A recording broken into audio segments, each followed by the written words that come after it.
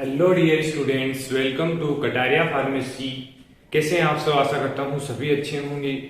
दोस्तों, अगर आप चैनल पे न्यू हैं तो चैनल को सब्सक्राइब कर लीजिए और बेल आइकन को प्रेस कर लीजिए, क्योंकि आपको बी फार्मा फर्स्ट सेमेस्टर से रिलेटेड सभी रेगुलर वीडियोज आपको यहाँ पर देखने को मिलेगी। आज से हम स्टार्ट कर रहे हैं, फर्स्ट लेक्चर करेंगे स्टार्ट। फर्स्ट जो सब्जेक्ट है हमारा बी फार्मा फर्स्ट सेमेस्टर का ह्यूमन एनाटॉमी एंड फिजियोलॉजी। इसके अलावा हमारे चैनल पे B pharma 6 semester, 7 semester, 8 semester से रिलेटेड वीडियो भी चैनल पे अपलोड है, तो आप अपने सीनियर्स को भी शेयर कर सकते हैं चैनल का लिंक, और अपने जो भी आपके बी फार्मा फ्रेंड्स हैं उनको भी चैनल का लिंक या वीडियो शेयर कर दीजिए, इससे उनकी भी हेल्प हो जाए।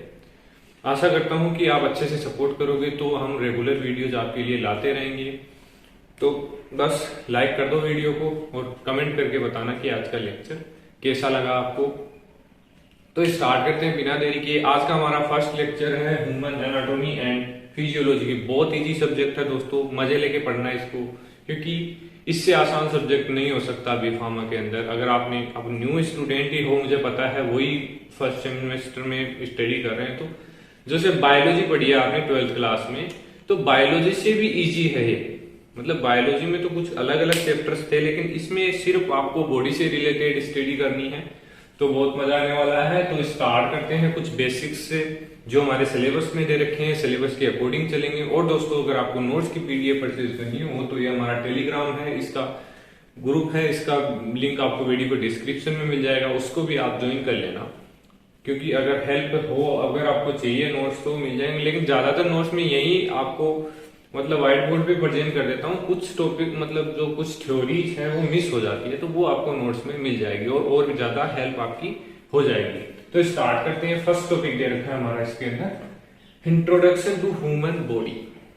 ह्यूमन बॉडी आप सब जानते हैं, ह्यूमन बॉडी क्या होती है। एक सिस्टम है, ऑर्गन सिस्टम है, मतलब इसके अंदर डिफरेंट ऑर्गन्स प्रेजेंट हैं, वो अपना वर्क अलग अलग वर्क कर रहे हैं और सभी एक दूसरे को रेगुलेट करते हैं। मतलब किसी एक में अगर इम्बेलेंस हो जाता है तो सभी का जो बैलेंस है वो बिगड़ जाता है और कोई डिजीज कंडीशन हो जाती है।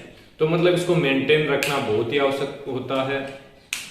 तो बस इसमें क्या स्टडी करेंगे हम कि जो हमारा बॉडी सिस्टम है कैसे वर्क करता है, और जो भी ऑर्गन्स है उनकी क्या क्या स्ट्रक्चर है, मतलब उनकी एनाटॉमी क्या है। एनाटॉमी में क्या आएगा दोस्तों? Anatomy the study of internal and external structure and the physical relationship between body parts.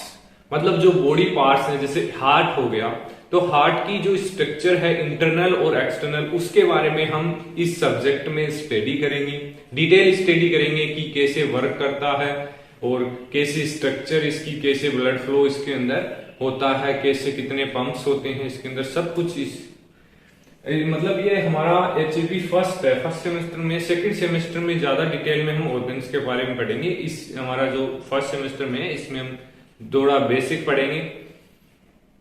तो एनाटॉमी की डेफिनेशन आपको समझ में आ गई। आपको ये एग्जाम में भी पूछ सकते हैं 2 मार्क्स में। द स्टडी ऑफ इंटरनल और external structure and physical relationship between the body parts. Second है फिजियोलॉजी। क्या होगा फिर? तो फिजियोलॉजी है the study of how living organism perform their vital function. जो लिविंग ऑर्गेनिज्म है, जो इसके अंदर ऑर्गन्स वर्क कर रहे हैं, वो कैसे अपना वर्क परफॉर्म कर रहे हैं, उसका मैकेनिज्म ऑफ एक्शन क्या है। मतलब कैसे, जैसे हार्ट है कैसे ब्लड को पंप करेगा, लंग्स है कैसे रेस्पायरेशन करेगा, तो ऐसे मतलब इनके जो मतलब वाइटल फंक्शंस हैं वो कैसे परफॉर्म हो रहे हैं, उनकी स्टडी को अपन बोलते हैं physiology.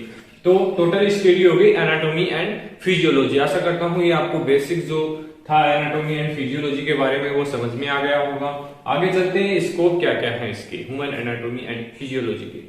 Human anatomy and physiology are the branches of biology. Biology की ब्रांच है ऑब्वियसली, क्योंकि हमें बॉडी से रिलेटेड है। That concern with perform structural and function of human body.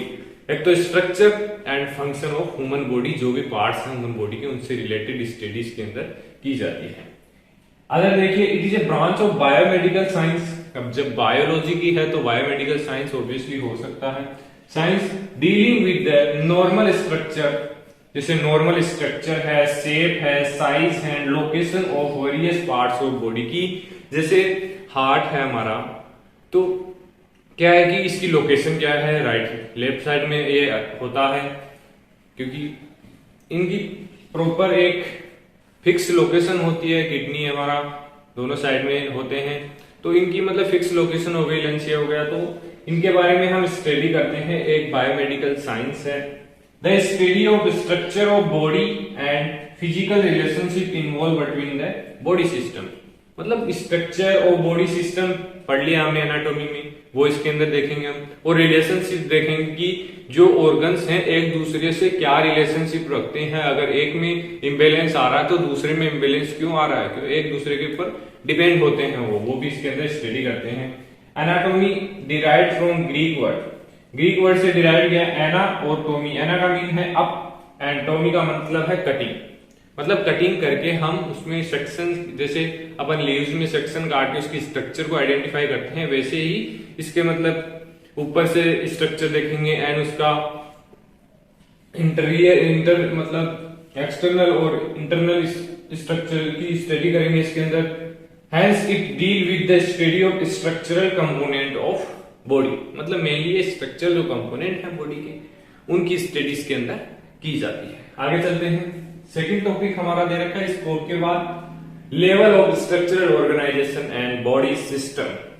Level of structural organisation मतलब एक जो बॉडी है, एक ह्यूमन बीइंग है, वो कहां से बना, कैसे बना, क्या उसकी लेवल है, कहां से मतलब कौन से पॉइंट से लेके ये आज ये ह्यूमन आपको दिखाई दे रहा है, तो इसको बोलते हैं अपन लेवल ऑफ स्ट्रक्चरल ऑर्गेनाइजेशन। बहुत छोटे छोटे टॉपिक है दोस्तों, आपको ये इनके बारे में आप ज्यादा भी नहीं लिख सकते, आपको ये ज्यादा मार्क्स में नहीं पूछे जाएंगे, या तो 2 मार्क्स में पूछ लेगा, 5 मार्क्स में भी पूछ सकता है आपको, तो थोड़ा बहुत डिस्क्राइब आप कर सकते हैं।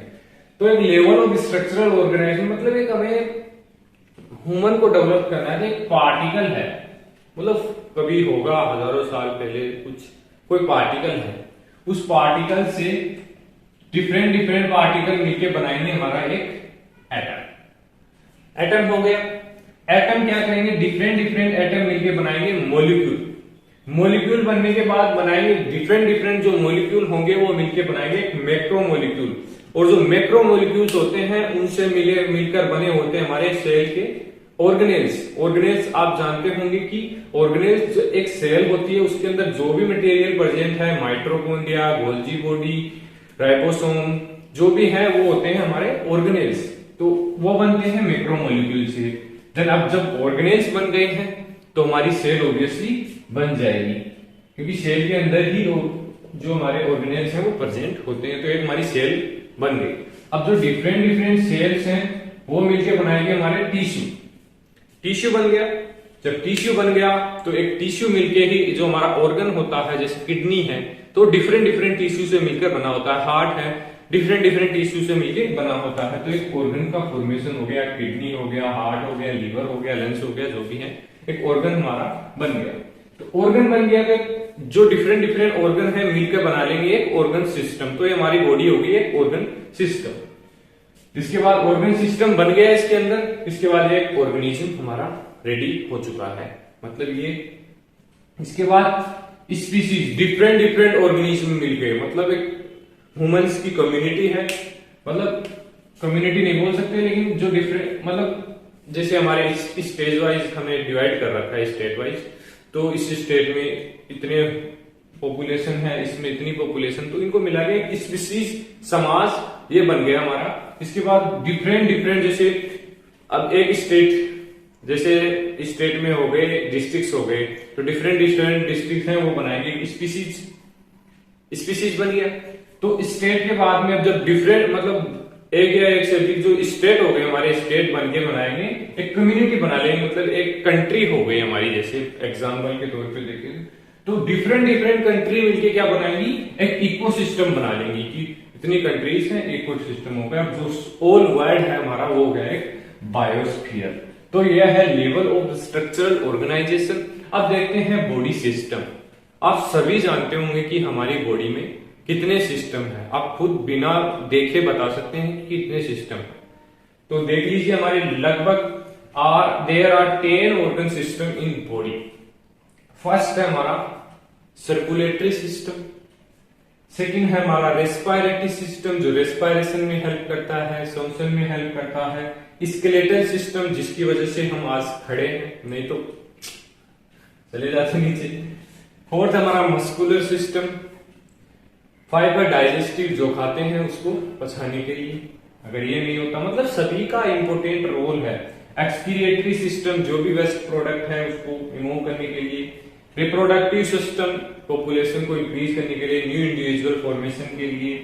इंटीग्यूमेंट्री सिस्टम, इसको अपन सेंस ऑर्गन भी बोल सकते हैं, मतलब हमारी स्किन है ये इंटीग्यूमेंट्री सिस्टम, ये लार्जेस्ट ऑर्गन है। नर्वस सिस्टम, जिसके द्वारा हम सेंस कर सकते हैं, पहचान सकते, मतलब किसी भी चीज को छू के। एंडोक्राइन सिस्टम, जो भी हमारे हार्मोन से रिलेटेड है, वो एंडोक्राइन सिस्टम हो गया। इन सभी के बारे में हम ह्यूमन एनाटॉमी फर्स्ट या सेकंड में स्टडी कर लेंगे। तो हम स्टेप वाइज चलेंगे, जो हमारे ह्यूमन एनाटॉमी फर्स्ट सेमेस्टर में आएंगे उनको अभी स्टडी करेंगे, देन सेकंड सेमेस्टर में हम जो भी आएगा उसको स्टडी करेंगे। बस हमने सिलेबस है, हमारा पीसीआई का सिलेबस है, पीसीआई के सिलेबस के अकॉर्डिंग हम चलेंगे, एक भी टॉपिक आपको मिस नहीं होगा। अब है बेसिक लाइफ प्रोसेस।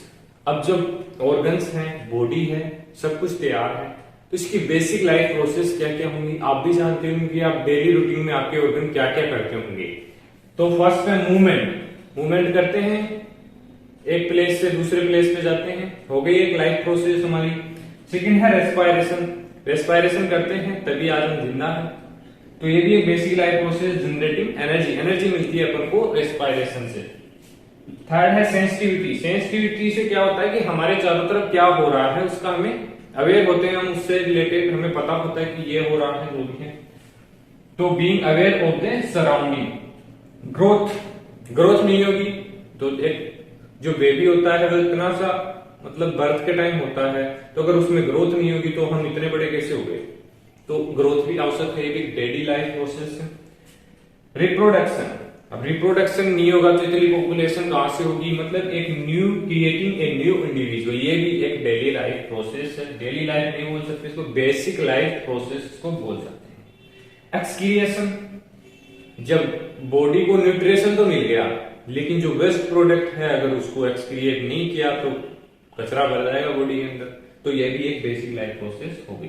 न्यूट्रिशन, जब बॉडी हमारी ग्रो कर रही है तो उसको न्यूट्रिशन की रिक्वायरमेंट होगी, अगर न्यूट्रिशन नहीं मिलेगा तो पूरी बॉडी ग्रो नहीं कर पाएगी और भूखमरी के हम शिकार हो जाएंगे। तो इसके लिए obtaining food to build up body. Last का रेगुलेशन, अब जब बॉडी सिस्टम वर्क कर रहे हैं, अच्छे से वर्क कर रहे हैं, लेकिन किसी बॉडी सिस्टम में किसी भी कोजेस की वजह से इम्बेलेंस आ गया, तो उसको मेंटेन करना भी तो जरूरी है, उसको बोलते हैं हम होम्योस्टेसिस, मतलब एक रेगुलेट लेवल में रखना भी आवश्यक है हमारी बॉडी के लिए, नहीं तो डिजीज हो सकती है और वो हमारे लिए हार्मफुल हो सकती है। तो दोस्तों ये कुछ टॉपिक्स थे आज के लेक्चर में हमने स्टडी किए हैं। उसके बाद नेक्स्ट जो टॉपिक है हम मतलब स्टेप बाय स्टेप चलेंगे हम, जो सिलेबस आप सिलेबस उठा के देख लेना, आपका एक भी टॉपिक मिस नहीं होगा, स्टेप बाय स्टेप आपको सिलेबस करवाएंगे और ज्यादा जल्दी नहीं चलने के। आप एक लेक्चर आपको मिल रहा है डेली नहीं मिलेगा, एक दिन का गैप रहेगा, उसमें आपको लेक्चर मिलेगा, तो आप इसको अच्छे से प्रिपेयर किए। मैं आशा करता हूं आपको 1 मंथ या मतलब 2 मंथ से पहले मैं आपको अच्छे से 1 मंथ में आपको एक सब्जेक्ट अच्छे से प्रिपेयर करवा दूंगा दिसंबर में। हाँ, और इसके साथ आप बुक से भी स्टडी करते रहिए, क्योंकि नॉलेज कहीं से भी लो, लेकिन उसमें यह नहीं है कि अगर आप एक चीज पे लगे हुए हैं, मतलब सर पढ़ा रहे हैं तो सर से पढ़ लेते हैं, बस इतना काफी है। इतने से नॉलेज जितना लोगे आप उतना ही आपका कॉन्फिडेंस बढ़ेगा और आपका नॉलेज बढ़ेगा। तो दोस्तों फिर बोल रहा हूं मैं आपको कि अगर चैनल पे न्यू है तो प्लीज सब्सक्राइब कर लीजिए, हमारे को भी हेल्प हो जाएगी, आपको भी हेल्प हो जाएगी।